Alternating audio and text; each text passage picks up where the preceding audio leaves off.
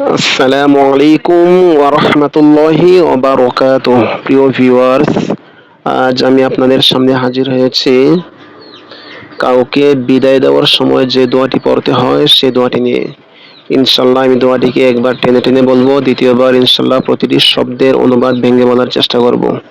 তাহলে চলেন শুরু করা যাক। বিসমিল্লাহির রহমানির রহিম।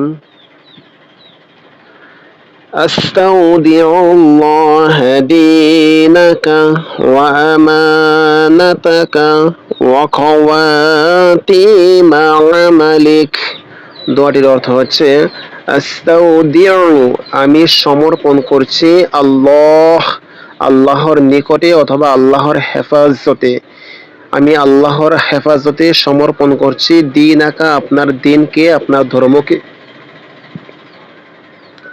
ওয়া আমানাতাকা, এবং আপনার আমানত অর্থাৎ আপনার পরিবার পরিজন অথবা আপনার সম্পদকে আমি কি করছি? আল্লাহর হেফাজতে সমর্পণ করছি।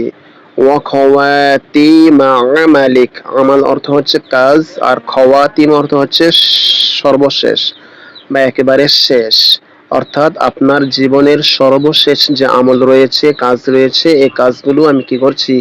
আল্লাহর নিকটে সমর্পণ করছি।